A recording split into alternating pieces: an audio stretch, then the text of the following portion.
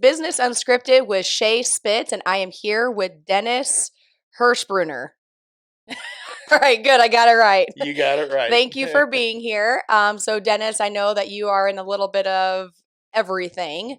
You dabble in, obviously you have your own businesses in addition to a lot of volunteer with the community. So, I guess, what do you want to start with on what you are doing and currently working on now? Well, why don't we do this? I'll go through everything that I'm working on right now, and then we can go back. That works for me. So right now, with my business, I'm on the board of directors of an engineering company in Detroit, and I go there 5 times a year and for board meetings and provide business management and marketing input to that company, and they're doing very well. And so I really enjoy that, and I enjoy the people in the company in Detroit. So I do that. Right now, I'm working on a number of projects in the community.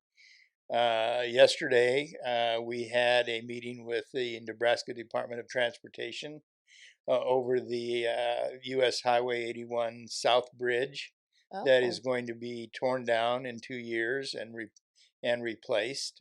I did not know this. And yeah, it is. Okay. It is on its last legs. We're hoping, and I know the DOT is hoping that it lasts that long and doesn't fall down.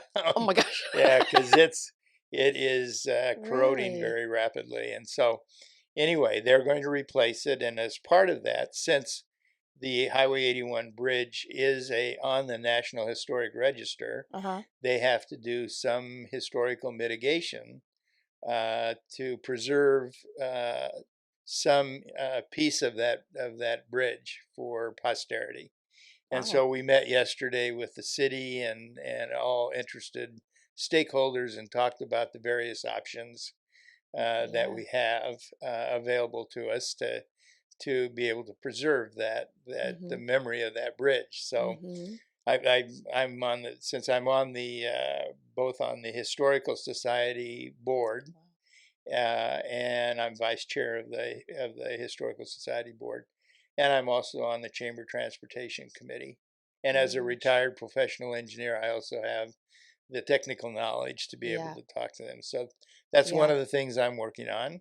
Wow. I'm also working on with Dennis Grennan and Senator Arnie Stuthman and others on the 3064 connector project, which we're hoping to keep moving forward and come to a resolution. That project would connect Highway 30 at the Colfax Platte County line, going straight south, and it would line up about a mile west of Bellwood on Highway 64. Wow. And that would, if it proves feasible and if we're successful in raising funds to build it, it would provide a access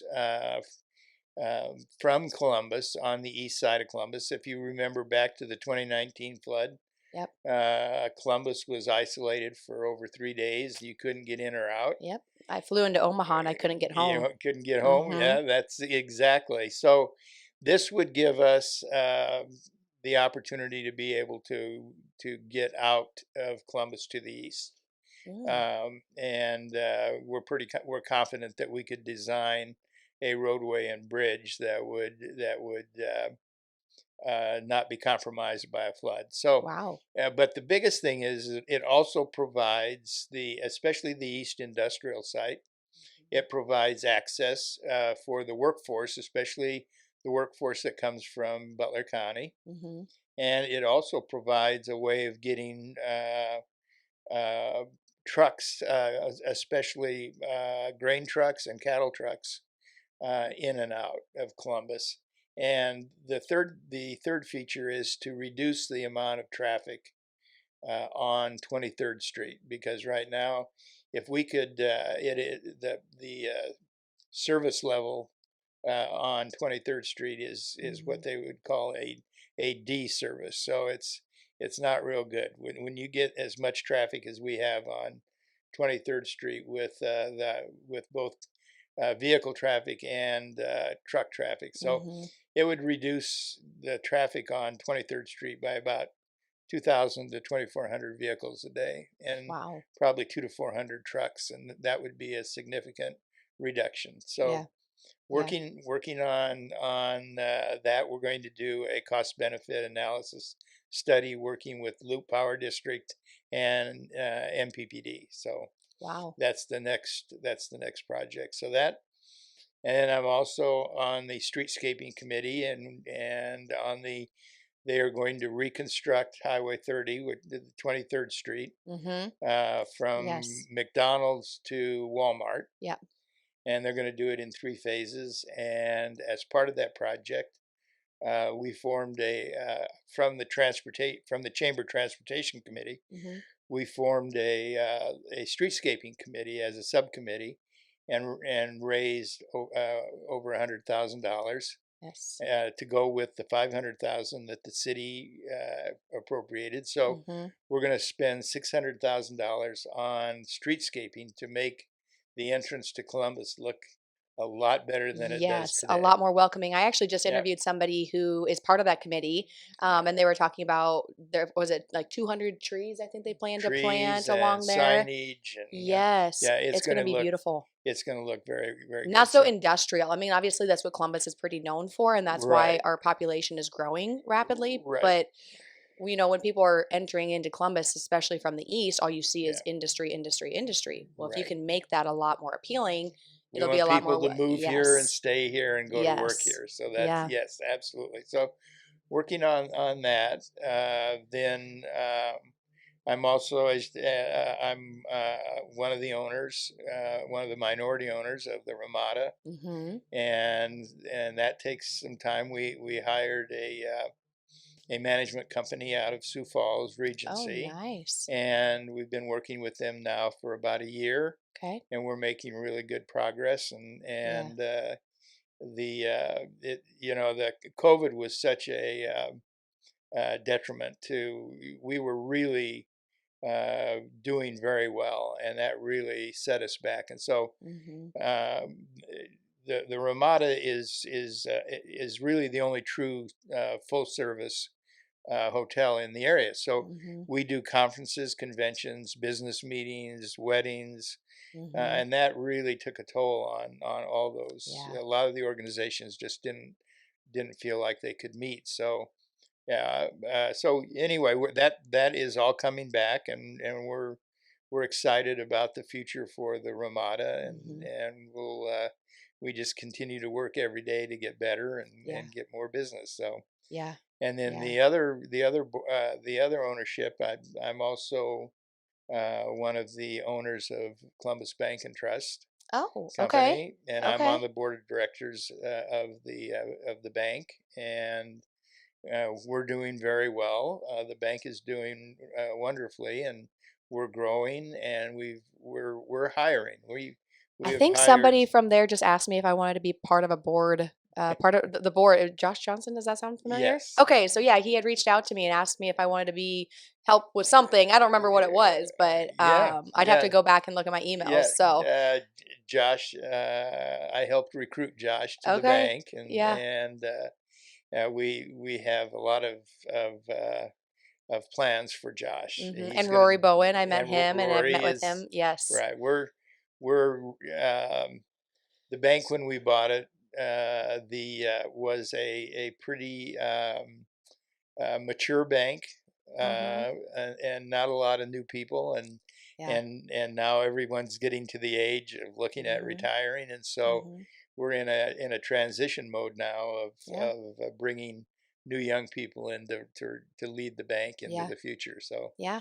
so Yeah. that's taking time, and Yeah. then the other things that I'm working on. These are the two really big things. Not that any of the I was gonna others say the aren't, other but ones don't. they're all big. But right now, I'm on the Platte County Historical Society board, as I said, the vice president, Yeah. or actually we call it vice chair. Okay. But the first thing we're doing is we're working on a new website. We're going to redo the entire website, and we're also going to do, as part of that, a branding exercise to come up with a new logo. And Oh. that logo then will be used with the historic building tour that the Katie McNeil Yes. and the Visitors Bureau and the Rotary Mhm. Club are working on. We've been working with them on Oh, that, nice. and so yeah, so we're going to get a new logo. But the biggest thing is we're doing a study to determine the viability of a brand new museum. The Wow. existing the existing museum, Mhm. not in a great location, Mhm. not easily accessible, Mhm. not really visible to the community. Yeah. We are totally full. Mhm. We have no storage room, nor do we have any display room, Mhm. and so we're kind of locked in time because we have a difficult time accepting historic artifacts because we have no place to display them or to store them. So Yeah. we hired the same architecture firm that's doing the new city hall and Oh. library, Okay. Bar Vermeer and Hacker, Yeah. and working with them, and they are working on the study on looking at it. We've had they brought in a sub consulting firm out of Denver that were retired museum curators, Mhm. and so they went through the entire uh, museum and evaluated what we had and how we were displaying it, and so they're inputting into what we're doing, and then we identified 8 sites in and around Oh, Columbus, nice. and Okay. we've narrowed it to 3. So we're working on coming up with a site Yeah. for a new museum. Yeah. But I think the other thing that is exciting is that we're going to not trying to we're going to expand the outreach of the museum Mhm. from just Columbus to the entire Platte County. We're going to reach out to the surrounding communities in Platte County to get. Yeah. We want to get the entire county engaged in the historical society and the museum. Yeah. And there's some exciting things. The museum. We're not going to replace Stir Museum in Grand Island, Yeah. but we could have a very exciting and a very pretty large Mhm. museum. Yeah. A lot of artifacts and a lot of companies, and it could be really good. And then once we decide if we're going to move forward, then comes the really hard part, which is going to be the fundraiser. Yeah. I don't know right now. They're going to do cost estimates for us, but just I'm guessing we're going to be somewhere between $9 and $12 million to build a really nice So museum. you're looking to build and not buy an existing building to do a We've renovation. already gone through all those, and so we're really looking at a brand new site. Wow.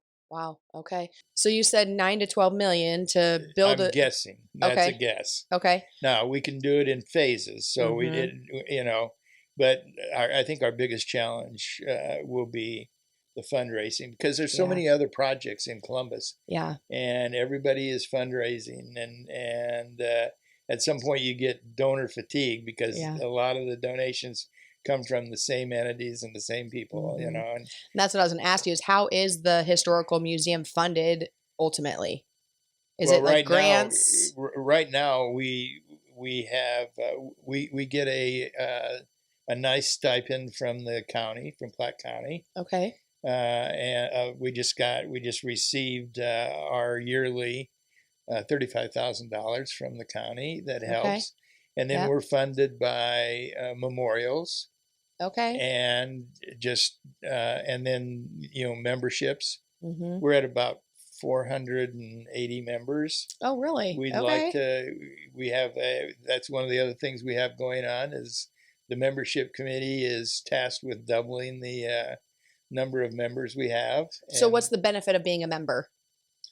access to the museum, Okay. and I think the biggest thing is being part of the museum, and helping us grow and exhibit the history of Platte County. I think Mhm. it's kind of this civic give back to the community, and kind of what we're looking for. And then so memorials and the membership, and then just donations. People just have been involved or have an interest in history and have an interest in Platte County history, and so they're willing to make a donation to the museum.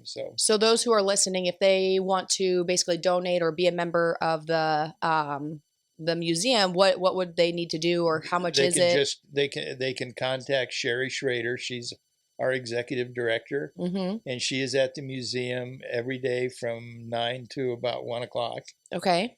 And then if they want to, we put on the first Sunday of every month, we put on a program in the afternoon, a historic program. Yeah. And people can come and see sit in on the program, and then if they like what they see, they can make a donation too. Yeah, so. I wasn't aware of that. So what is the program? What does that all include? Well, we have a different speaker each time. I've been one of the speakers. I spoke on the Higgins Memorial. Okay. And that's another project that I'm involved in. Yep. And we'll get to that in a minute. Yeah. But putting a Higgins boat and sculptures at Utah Beach in France, and I gave a presentation on that. We had a lot of exciting things happening at the museum, and the other thing is we want to get visitation up. We have a target of we want to get back to about 2,000 to 2,500 visitors a year. That was a interesting project. Probably the most interesting part of the project was the fundraising. Yeah. We raised money to do that. We built Duo Lift built the replica of the Higgins boat. Oh my gosh. And Fred Hoppy did the sculptures. I've been talking to Fred Hoppy quite a bit. Yeah. And so we and Balin's packaged it all together, and we trucked it down to Houston and put it on a ship and sent it over to France. And wow. And they were able to erect it just before the 2015 D-Day celebration. So. Wow, how amazing that all of that happened for France, but it all came pretty much from Columbus, Nebraska. Yeah, that is amazing. Yeah, Congressman Fortenberry challenged us to do that, and we worked with Major Timothy Kilbert Jones, who was a retired British military officer that actually lived in France, moved to France and lived in the area. So, how did you get connected with that project then? Well, I've been working on the Higgins project. HDR donated the money for the Freedom Eagle on top of the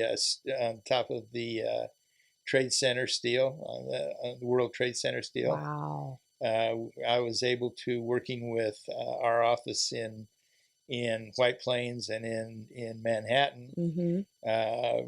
HDR is the consultant for the city of New York on solid waste disposal, and so when the World Trade, when the disaster happened, all of the salvaged steel went to the Fresh Kills landfill, and then was loaded into barges and sent to reprocessing, where they melted it down and reconstituted the steel. Wow. But in the back of the landfill, there were some pieces of steel that people had forgotten about, and we were able to, through one of my good friends that worked for me in our New York office, was able to secure that for us, and we had a Balin truck that brought it back from.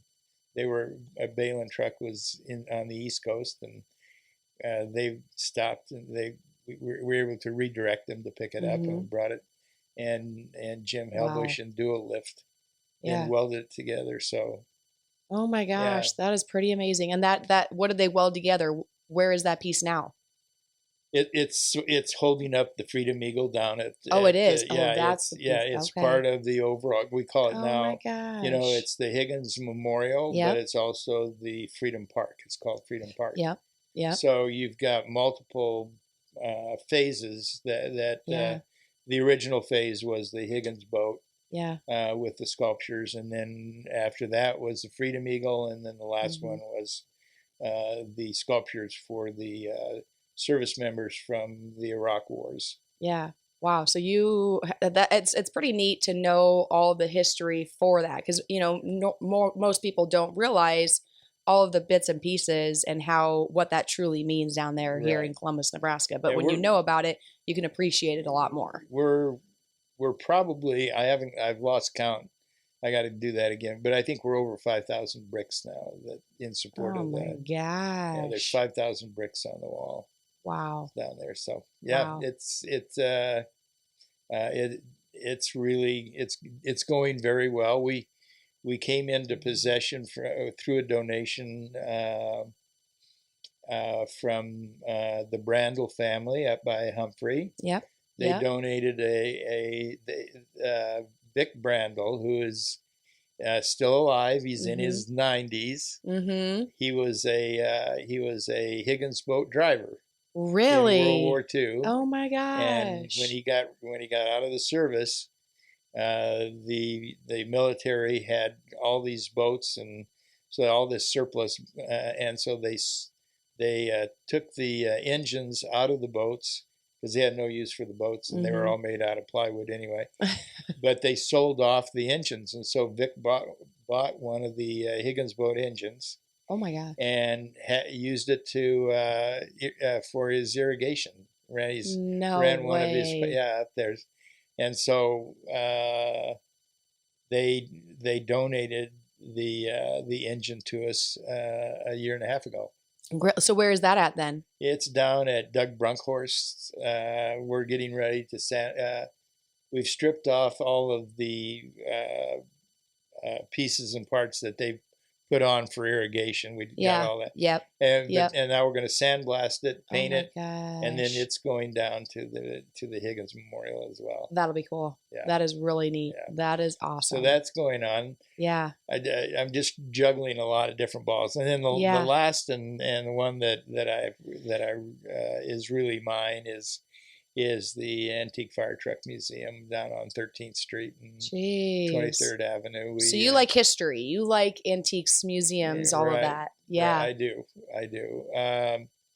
So we just finished this spring. We finished the outside of the building. Okay.